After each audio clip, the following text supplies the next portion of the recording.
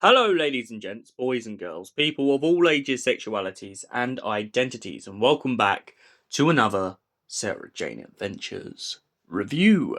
And tonight's Sarah Jane Adventures review, we're going to kick it off with Mark of the Beserker. So, what is Mark of the Beserker all about? Well, it turns out that Clyde Langer's dad has come into possession of a pendant. I say pendant, it kind of looks a little bit like a cross between a pocket watch with a bunch of different symbols on it. Now, it turns out that this pocket watch is none other than essentially a kind of device from another world. Uh, to not beat around the bush, it's the mark. It's the mark of the Berserker, and it begins to possess Clyde's dad. And Clyde's dad decides that he wants to turn up and start being a part of Clyde's life all of a sudden. Of course, Clyde's mum is very skeptical of this because he's never done this before, and for him to do this today seems a little bit bizarre. Now, this is not necessarily to demonize Clyde's dad, but essentially this whole story is about him trying to get in Clyde's good books.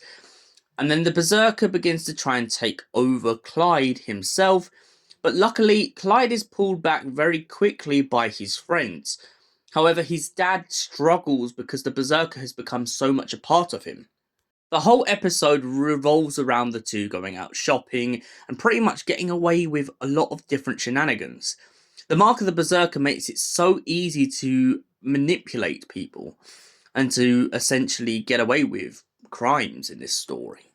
However, the whole thing is resolved at the end when Clyde's dad basically comes back and they decide to chuck the pendant into the river to get rid of it once and for all. So, what did I think of the Mark of the Berserker? Well, I'll be perfectly honest with all of you right now.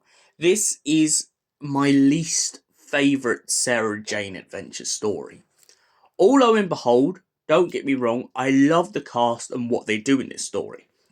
I love how Sarah Jane Smith gets really close with Clyde's mum, and we get a little bit more backstory to Clyde's past and his family and all that kind of shenanigans. However, the reason it's my least favourite kind of story is because, one, as I mentioned earlier, fair enough, this story is not necessarily trying to demonise Clyde's dad, it's just trying to accept the fact that Clyde's dad is the way he is. However, I do feel like there is a slight demonising point in this story with this whole element of, look, here's the father who wasn't around sort of shtick. I feel like it's okay and understandable that we've got to kind of understand Clyde's kind of dynamic with his family, but I really feel like the fact that the Berserker is even a part of it, fair enough, that is the cool element. It is the element that starts to explain all his erratic behaviour, but it doesn't explain why Clyde's dad's the way he is, and definitely doesn't give us a rough grasp of what Clyde's dad was like before he was affected by the pendant. It really begins to make us question whether Clyde's dad is just a bit of an arse. And for that reason, I have to give this a 5 out of 10. Thanks for watching, and we'll see you in the next Sarah Jane Adventures review. Until then, goodbye, stay beautiful, and have an incredible night, you beautiful people.